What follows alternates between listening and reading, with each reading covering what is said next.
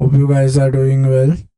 So today we will be continuing our journey in operating systems, and today we will be trying to understand what virtualization is. Before that, we will do a brief intro, and we'll see what and how operating systems work. So this is basically taught in undergraduate level. This course. So we basically have what a general, a very raw idea of a computer, of what a computer program does when it runs. If not, then it might be we will try to simplify the concept as much as possible. So what happens when we run a program? Um, so the in a very layman language, we can say whenever we run a program, we basically execute instructions, right? So now let's see how the like what is so this execution is done by the processor, right? So in very layman language, we say that the processor will perform three functions. First is it will do a fetch, get the instruction, then it will be remember the instruction is already present in ones and zeros, right? So we'll try to understand what those bits are. Once we understood like what those one and zero pattern represents, then we will go on with the execution. For example, adding two numbers, right? And then when we are done, the CPU will move on to the next instruction because that has been already fetched, since modern processors have a concept called as pipelining. Now there is something called as super pipelining as well. So instead of one, you have multiples, thereby increasing the speed. Okay. So now what is the problem? Now one so remember the main thing that we are trying to solve here is a problem called as virtualization. So this is the main crux, and why OS does this? Does this is not the main question, and the answer should be obvious. It makes us easier systems easier to use. Thus, we focus on now how, what mechanism and policies are implemented by the OS to achieve this virtualization. How does the OS do it so efficiently, and it does it very without any extra work, right? Now we will use the crux of the problem to understand what. So basically, the main thing that we are trying to solve is what is how does this operating system does the virtualization. So before we go ahead, let us study something more about what a virtual machine is. Now a virtual, as the name suggests, it's not real, it's something which is imaginary. Basically a software based emulation of a physical computer. So basically you have your host machine which may have some operating system. So this is kind of like a software program that has been installed. Now what it does, it runs its own operating system independent of what the host was um, what the host operating system is. Now, multiple VMs can run on a single physical machine, sharing its resources. That means you can have multiple virtual machines with different operating systems. But the resource is that of the host machine, right? The physical storage is of that computer on which we have installed this virtual machine software. So the more number of virtual machines, the main physical memory or the RAM that is of the actual physical processor is going to be shared. You have something called as an hypervisor. So hypervisor is basically a software that enables this virtualization. Now what it does is it manages and allocates hardware resources to the VMs. Now there are different types of hypervisors: bare metal and second is hosted. So bare metal is basically on an hardware, for example, VMware, ESXi, Microsoft Hyper-V. Now, on and top of an host operating system is Oracle VirtualBox or VM Workstation. Benefits is basically resource efficiency. Remember, we are trying to have different computers utilize the same physical memory, the single physical server or the memory. Cost effective, reduces the need for physical hardware, lowering capital and operational expenses. Now all the different VMs or the virtual machines are independent of each other. That means if we have four VMs, then we can run four different things in respect. There are no linkage between them. Now types of virtualization, server virtualization. Basically, you divide a physical server into multiple VMs. Desktop is you have multiple desktop environments on remote servers. Network visualization abstracts network resources. Storage virtualization, sorry, network virtualization. Now, that was network virtualization, not visualization. Now, storage virtualization pools physical storage from multiple devices into a single virtual storage. Now, we will see what this virtualization means. Now, virtualization means the process of creating a virtual. Basically, instead of the physical, you kind of create another other than the actual version of something, such as a hardware platform, storage devices, network resources, and operating system. So you can have multiple operating systems to run on the same host by abstracting the underlying hardware. Abstracting is basically you kind of um, uh, like abstract to abstract is basically to not provide the implementation. So basically abstracting the underlying hardware is basically we are not directly exposing it to the hardware. Instead we are abstracting it or keeping a layer in between. Now how virtualization uses host hardware. Let's see. Now so there is something called as the hypervisor. Now what is this hypervisor?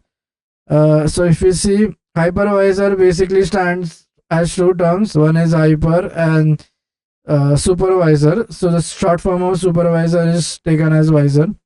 Now hyper is something that is above all, and supervise is basically to manage the resources and oversee or manage or manager that operates above the hardware level. It manages the VM and allocates resources to them, making sure everything runs smoothly on the physical hardware. Now let's study the role of hypervisor in virtualization. Now the role of hypervisor in a virtualization is to enable multiple VMs to run on a single physical machine by abstracting and managing the underlying hardware. Remember, the actual hardware is only one, and it is kind of going to enable multiple VMs have utilized that physical resource. Now the hypervisor allocates the resources from the host. Host is basically on which the VM is installed. Now we are basically dealing with something called as hosted virtualization. So this is so the type of hypervisor that we are using is hosted. It is running on top of an host operating system. And isolation is basically all the VMs are separate of each other. If one crashes, nothing happens to the another. Hardware abstraction is, remember, the physical hardware is it has been decoupled from the VM. It kind of has a layer above it so that the VM does not know what the physical hardware is. Execution control is basically to control how this VMware will come onto the physical CPU, and the memory and other resources will get managed. Now virtual hardware, now it provides virtual hardware to the VM like CPU, memory, virtual storage, which makes it possible for them to operate as they have own physical hardware. Right? If you need a VM, you need all these things. Like it needs a CPU, it needs a storage, and it needs a memory. Now security and monitoring. The hypervisor again can monitor and control the VM activity. migration and stability. Now these are more advanced environments. The hypervisor can enable live migration of VMs between different physical hosts for load balancing or hardware maintenance without any downtime. Now types of hyper, again we have said there are two types, right? One is a bare metal. We are going to deal with something which is hosted on an operating system. Now the bigger question that comes is, remember, the memory is always limited, right? The physical memory will be a chip, it will be a certain value. But using that hypervisor, we can allocate more than the memory I have. So what is going to happen here? So whenever we deal with commercial machines, the concept that we need to keep in mind is we are doing a virtual, which is something imaginary or something which is not real. Now there are mechanisms and strategies that the hypervisor and system administrators can use to manage these situations. Now first is memory overcommitment. Now some hypervisors like VMware allow for memory overcommitment. Now this means more than the physical memory that we actually have. Now this works because VMs do not use the full capacity. So for example, the moment you install a VM, there will be an option to set the memory size. So how much ever you can set, the thing what happens is that entire memory of the physical hardware that is on the motherboard is not going to get utilized. So we can do overcommitment. Now, for example, we are using a 2 GB memory and we have a 1 GB. But what happens is both of them are not using all of their allocated memory. So the hypervisor can overcommit them by giving them more than the host physical RAM. That is what. Now the risk is if the VMs demand more memory than the host can provide, so it kind of leads to, instead of going to the RAM, so because the RAM is fixed, right? Or sometimes you get an auto memory error, but this is very rare. What it will do is it will kind of swap the RAM with the HDD or the hard disk drive. Yeah, swapping. Now paging to disk, again, when the physical memory is exhausted, what it does, it kind of does the swapping or paging, basically to use only so whatever is active or how much ever is actively loaded, or you only load that much page, or you only do that much loading.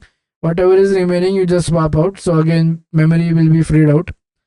Now ballooning is basically where the hypervisor will adjust the memory allocated to each VM based on its current demand. For example, I have multiple VMs and VM1 is demanding more memory. So based on the demand, you kind of allocate how much memory. Now here basically it helps. So the advantage of doing this is you have obtained a quid pro, that is the balance between the memory usage is already been done. So overloading the host or commitment is generally avoided when we are doing balloon. The memory reservation, the hypervisors always allow setting memory reservations, which ensures that a certain amount of memory is always available. Yeah, so basically kind of does memory reservation is you reserve a fixed part on the physical chip. For each VM you limit a physical part. Then is something called as memory limits. Now in some virtualization we can set limits, that is each VMware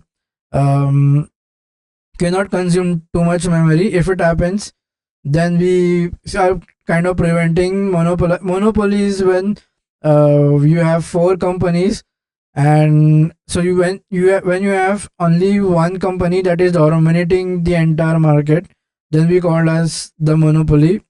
That is, that company has the control of the market. So here what we do is, by limiting memory, we are ensuring that no VM kind of acts the monopoly, or kind of is able to act as if they are the owner or the manager of the physical memory. Now hypervisors may employ shared memory techniques where identical memory pages across multiple VMs are stored only once. So what you do is you kind of do something called as sharing of memory. Now non-uniform memory access. Now, with multiple processors, we can ensure that the memory is accessed efficiently by the VMs by assigning. So, what we do is you kind of do memory assignment, assign memory regions closest to the process to them. There is something called as VM prioritization. So, you know, you can prioritize where a critical or a high priority VMs are given more importance and they are given more to consume the memory. Now, scaling is basically a machine cannot handle the memory demand, so you do horizontal scaling. Now, this can be this can be done by you physically in the physical computer. You add more memory.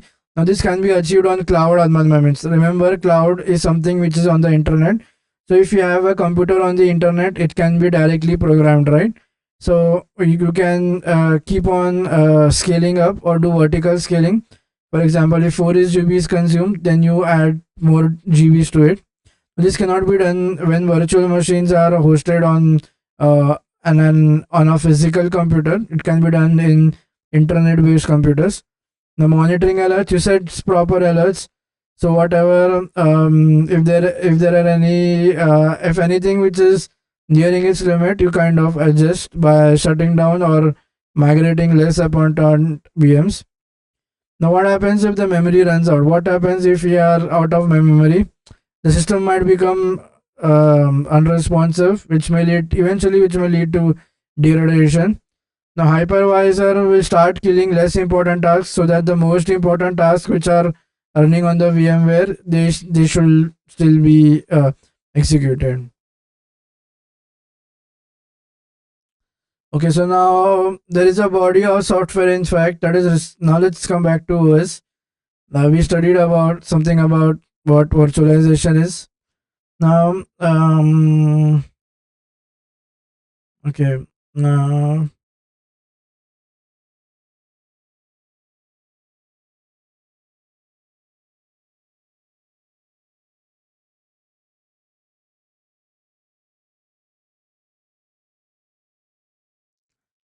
so where are these virtual machines used? Like, where to use virtual machines is another big questions. So, remember, for example, if you want to have a Linux environment instead of for testing, like whether again for testing whether you can. So what it does is it kind of helps you to install a virtual computer on which you can run your own desired specific operating system. Now remember, the hypervisor is the abstract will add that abstraction and will not allow the VMs or OS to directly interact with the computer hardware. Instead, it's the hypervisor that does that kind of acts like an abstraction layer and does the abstraction. Again, for testing, if you want to test up things where you want more where you want to test on different platforms, again you can have a virtual machine and on that run different computers. Now in cloud computing is infrastructure, when you are using something called as infrastructure as a service. Now cloud providers use VMs to provide scalable and flexible computing resources. We can deploy and manage VMs in the cloud for various applications. Also, when we are doing from platform as a service, for example, developers can use VM to deploy and manage applications in cloud environments without worrying about the underlying infrastructure. So basically, you do not care about what the physical hardware is. You kind of have a software which kind of has an hypervisor that kind of acts as an abstraction between the actual physical components and lets you install an OS. Again, for sandboxing, it's also used to have sandboxing. Multi-OS development, again, when you want to develop on multiple OS, you can use, so you can install a virtual machine. On that virtual machine, you can have one OS One machine running a Windows OS, one machine running Mac OS, one running Linux. All the three of them will be independent of each other. So when we say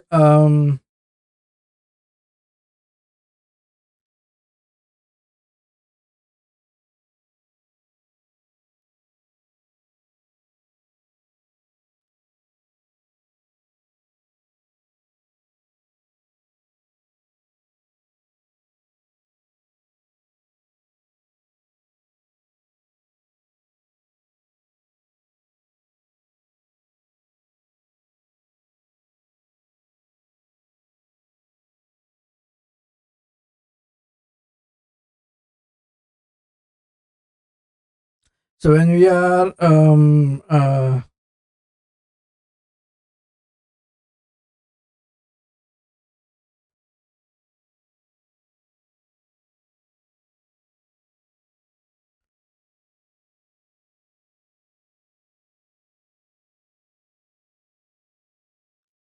so when we do platform as a service, now the hypervisor is responsible for managing the VMs to that run the platform services. Now it will abstract the physical hardware like CPU and allocates them to the VM and the host and the other application databases and other services. Now hypervisor allows for multiple isolated VMs. That means you can have different VMs running its own applications.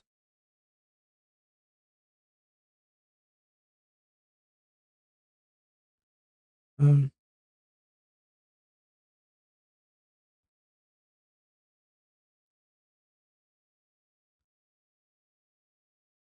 so then the next question arises is the how does in a virtualized environment we are doing the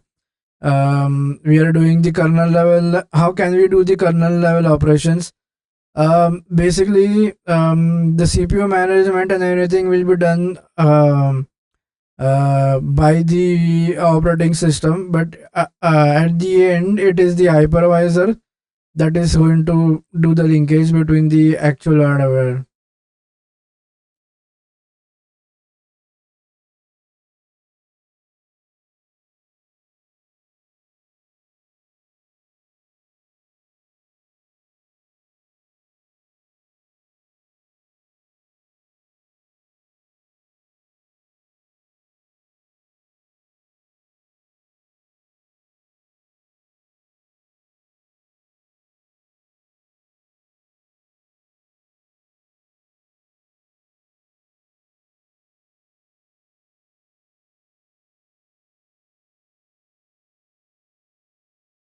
Yeah, so that's all for this lecture.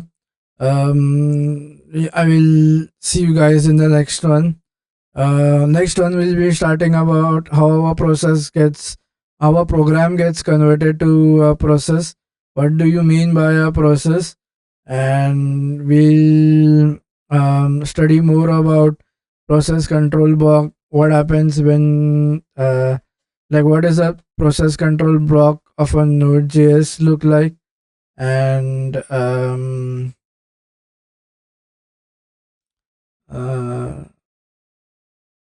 what are different process states?